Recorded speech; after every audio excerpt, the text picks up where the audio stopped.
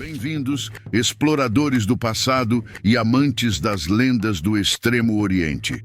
É uma honra tê-los novamente em nosso canal, Histórias do Extremo Oriente. Hoje, não vamos apenas contar uma história, vamos desvendar um enigma.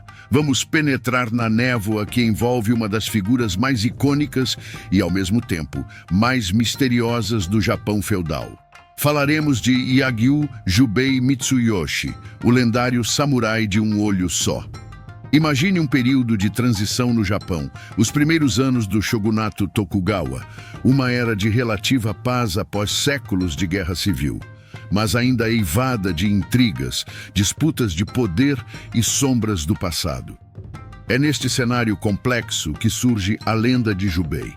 Filho de Yagyu Munenori, um dos mais renomados mestres de esgrima do Shogun e instrutor pessoal dos primeiros 3 shoguns Tokugawa, Jubei nasceu em uma família de prestígio e habilidade marcial incomparável. Esperava-se que ele seguisse os passos do pai, tornando-se um espadachim de elite a serviço do shogunato, talvez até mesmo um instrutor imperial. Sua linhagem por si só já era uma promessa de glória e influência. No entanto, o destino, ou talvez a própria natureza indomável de Jubei, traçou um caminho diferente. Aos 19 anos de idade, por motivos que ainda hoje são objeto de debate entre historiadores e entusiastas, Jubei foi dispensado do serviço na corte do Shogun Tokugawa Iemitsu. Algumas teorias sugerem desentendimentos pessoais com o Shogun, talvez devido à sua personalidade franca ou a uma alegada falha em um teste de habilidade ou lealdade. Outras, mais dramáticas, falam de intrigas políticas ou até mesmo de um ato deliberado do pai, Munenori, para proteger o filho de perigos ainda maiores dentro da serpenteada corte. Seja qual for a razão exata, o fato é que Jubei, o herdeiro de uma das escolas de esgrima mais respeitadas do Japão, foi transformado em um Ronin, um samurai sem mestre. Este evento marca o início de sua lenda. Deixando para trás a segurança e o prestígio de sua família, Jubei mergulhou na vida incerta e frequentemente brutal de um guerreiro errante.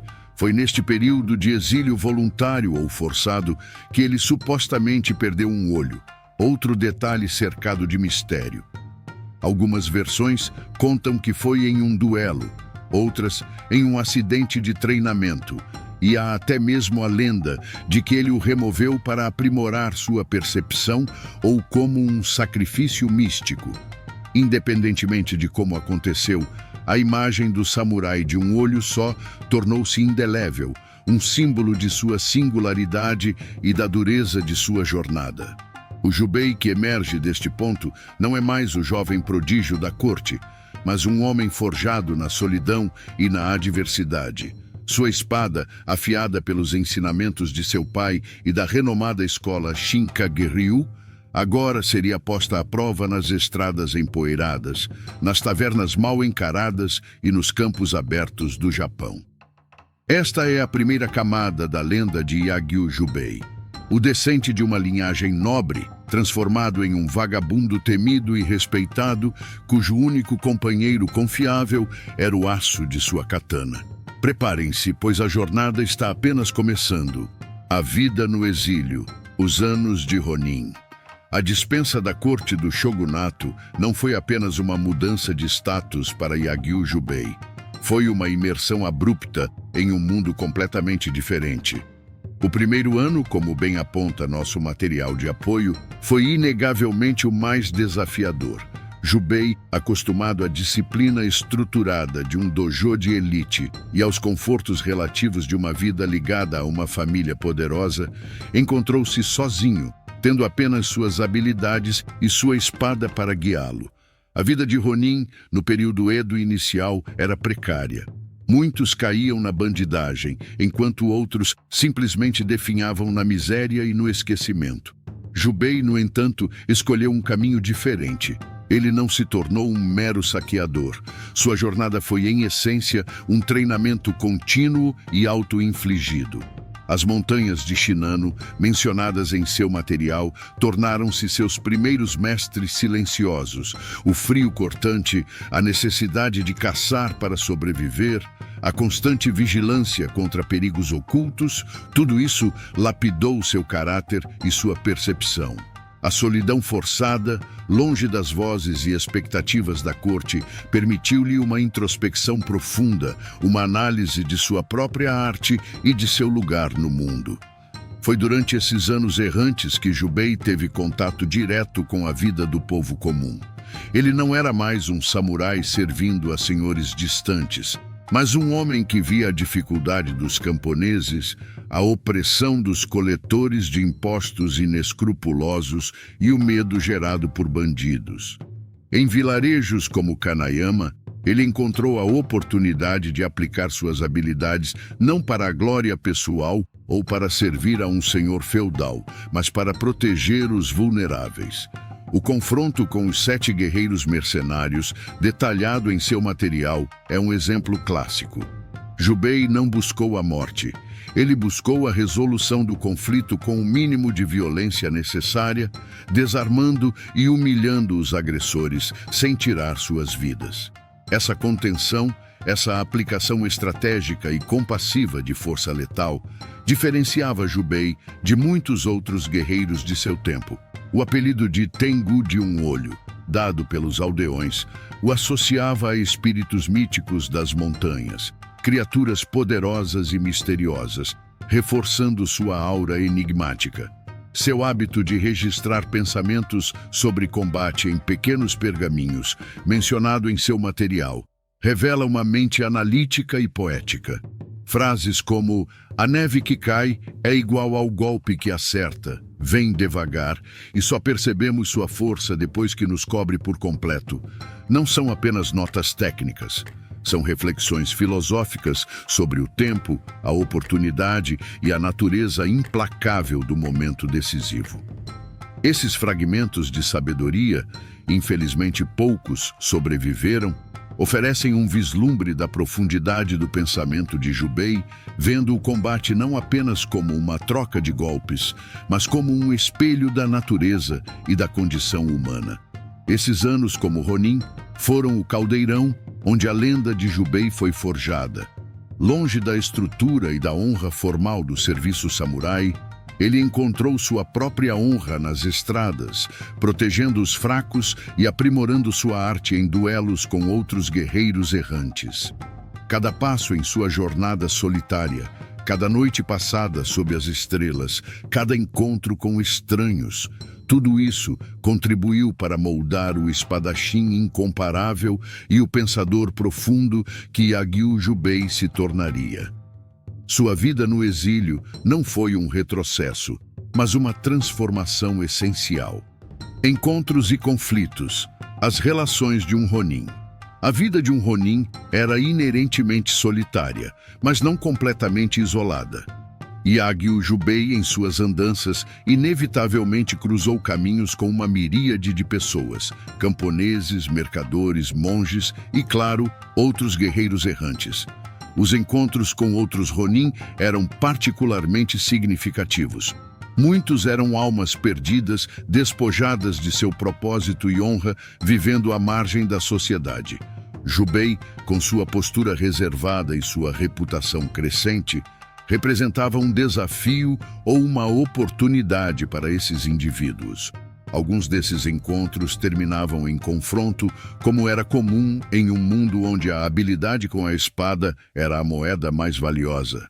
A descrição do duelo em Nagano, onde Jubei enfrentou um jovem Ronin arrogante e violento, é um exemplo vívido.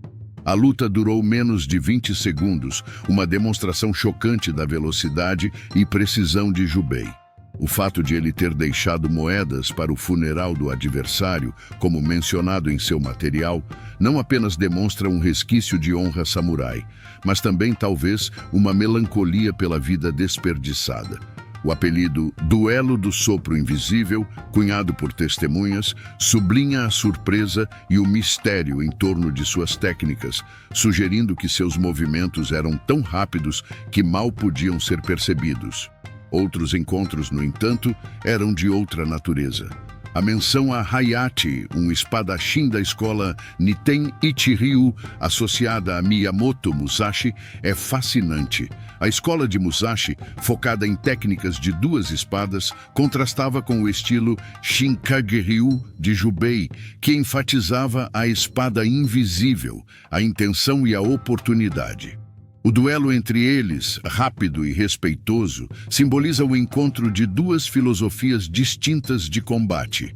A capacidade de Jubei de vencer sem matar e de estender ajuda ao adversário ferido demonstra sua maturidade e sua visão do duelo como uma troca de aprendizado, não apenas uma luta pela supremacia. A convivência de 2 meses com Hayate, compartilhando histórias e comida, sugere um laço incomum entre Ronin, baseado no respeito mútuo pela arte e pela busca individual. A frase deixada por Hayate, "Quem tem um olho enxerga mais do que muitos que têm 2", é uma poderosa metáfora sobre a percepção e a profundidade da visão, reconhecendo que a perda física de Jubei poderia ter levado a uma clareza interna ainda maior. Esses encontros e duelos não eram apenas eventos isolados, eles moldaram o estilo de Jubei de maneiras sutis, mas profundas. Ele aprendeu a ler seus oponentes, não apenas por seus movimentos, mas por sua respiração, seus olhos, sua aura. Sua sensibilidade se aguçou, permitindo-lhe antecipar intenções e encontrar aberturas que outros não veriam. Seu combate tornou-se menos sobre força bruta ou técnica complexa e mais sobre o tempo perfeito, a distância ideal e a capacidade de se tornar, como ele próprio talvez sentisse, quase invisível até o momento do golpe decisivo. A vida nas estradas, com seus perigos e suas conexões fugazes, ensinou a Jubei sobre a transitoriedade da existência e a importância de cada interação. Cada duelo, cada conversa, cada momento compartilhado com um estranho contribuía para a tapeçaria complexa de sua experiência como Ronin. Longe das regras rígidas do dojo e da etiqueta da corte, Jubei forjou sua própria ética e sua própria arte, influenciada pela dureza da vida de errante e pelos ensinamentos inesperados encontrados ao longo do caminho. Sua lenda crescia a cada encontro, a cada conto sussurrado sobre o misterioso samurai de um olho só. A busca interior, meditação e a espada invisível. A jornada física de Yagyu Jubei como Ronin era inseparável de sua jornada interior. O material de apoio menciona seu retiro no Templo da Bruma nas montanhas de Hida, um episódio que parece ter sido um ponto de virada crucial em sua busca espiritual e marcial. Encontrar um templo isolado, onde os monges o aceitaram sem questionar sua identidade ou passado, ofereceu a Jubei algo que ele raramente encontrava nas estradas: quietude e aceitação. A estadia de 120 dias nesse santuário de paz contrasta fortemente com a vida tumultuada de um Ronin. Durante esse tempo, Jubei absteve-se de sacar sua espada, um ato significativo para um guerreiro cuja identidade estava intrinsecamente ligada à sua lâmina. O silêncio imposto pela disciplina monástica, a participação em tarefas humildes como limpar o chão e cortar lenha, e a prática rigorosa da meditação sob condições extremas, como sob quedas d'água geladas, foram novas formas de treinamento. Essas práticas o levaram a uma compreensão mais profunda da autodisciplina e da natureza da mente.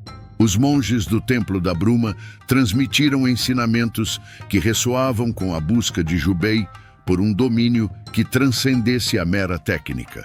A ideia de que o verdadeiro guerreiro é aquele que vence a si mesmo todos os dias alinha-se perfeitamente com a filosofia de muitas artes marciais orientais, que veem o maior adversário não no oponente externo, mas nos próprios medos, dúvidas e apegos do praticante.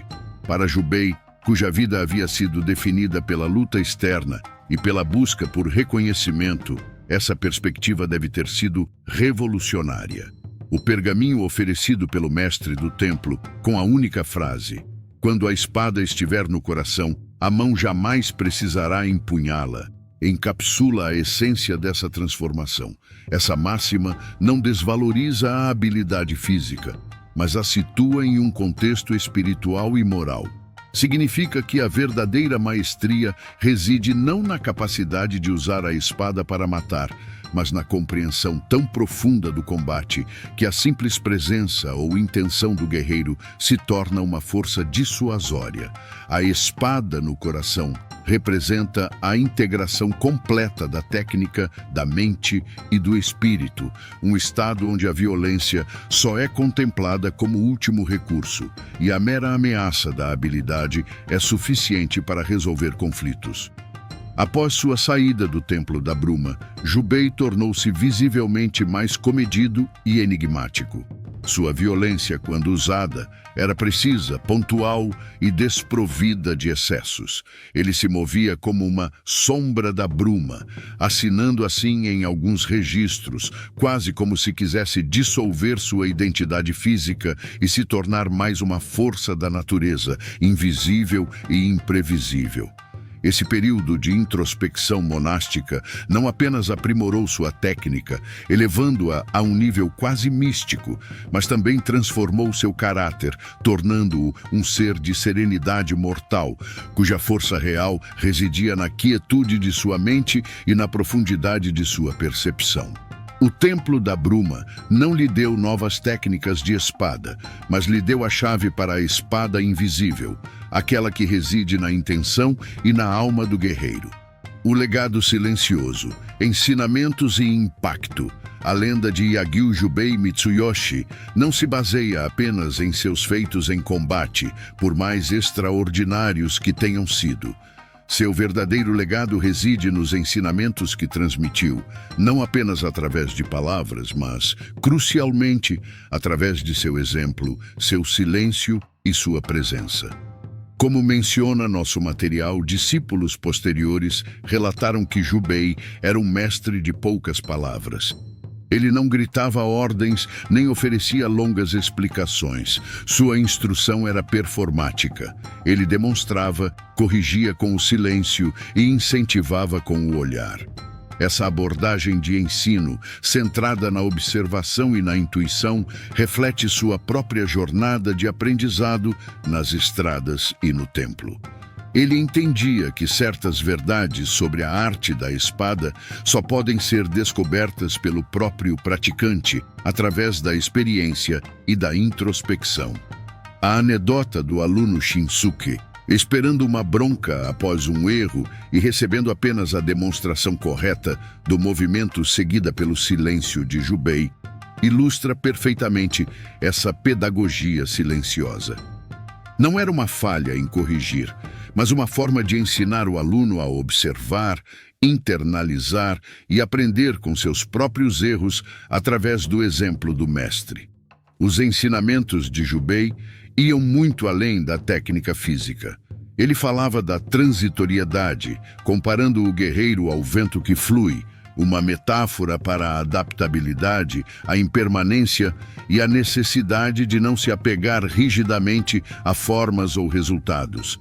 Ele identificava o ego como o maior inimigo, aquela parte de nós que busca validação externa, que impede a clareza da percepção e a conexão genuína com o momento presente e com o outro.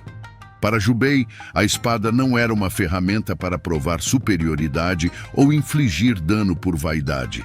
Ela era um meio de preservar o que é sagrado, seja a vida, a honra ou a paz.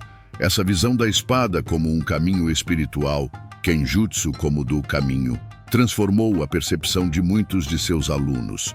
Eles passaram a ver o treinamento não apenas como a aquisição de habilidades de combate, mas como uma prática para refinar o caráter, cultivar a mente e buscar a iluminação.